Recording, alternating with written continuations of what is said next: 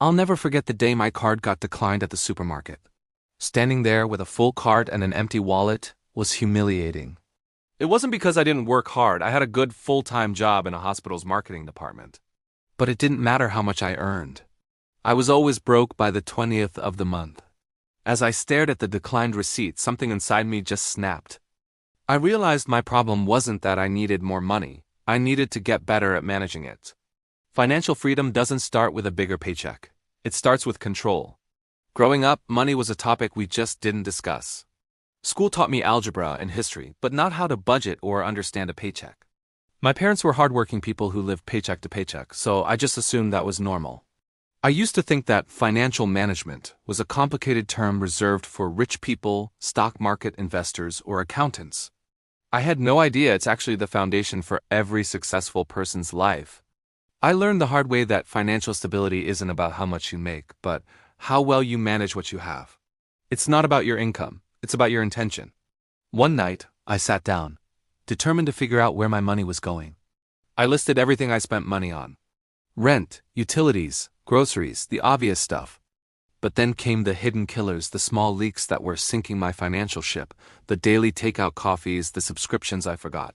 I had the impulsive online shopping sprees and those small weekend plans that somehow always ended up costing a fortune. My salary was being eaten alive by habits I didn't even notice. That night, I made a promise to myself. I would start tracking every single dollar.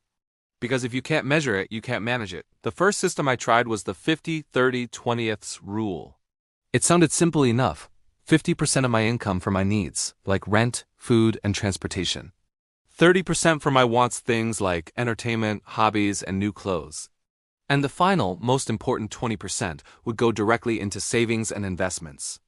At first, sticking to it was incredibly hard. I had to completely unlearn the lifelong habit of spending first and saving whatever was left over. So I flipped the script. Now I save first. The moment my paycheck hits my account, 20% is automatically transferred to my savings. I pay my future self before anyone else. You have to save before you spend, not after. A couple of months later, life threw me a curveball. My phone got stolen on my way to work. In the past, this would have been a full-blown crisis, sending me into a spiral of panic and debt. But this time was different. This time, I had an emergency fund.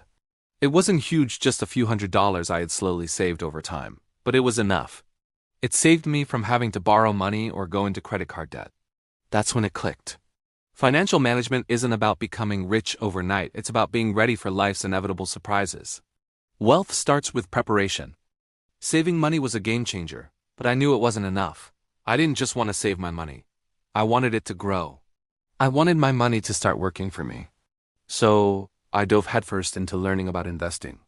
I read books, watched hours of tutorials online, and joined finance communities to learn from others. That's when I truly understood the difference between assets and liabilities. Liabilities take money out of your pocket. Assets put money in. It's a simple concept, but it's powerful. I stopped buying things to look rich like the latest gadgets or designer clothes and started buying things that would actually make me rich over time. Don't buy things. Buy your freedom. I didn't start with a lot of money. My very first investment was just $50 into a low-cost mutual fund. Then I invested $100 to create a small digital product I could sell online. Later, I gradually added a small stock portfolio and a long-term savings plan. The results weren't instant. This isn't a get-rich-quick scheme. But the process taught me discipline. Every dollar I invested gave me something far more valuable than just a financial return. It gave me a sense of control over my future.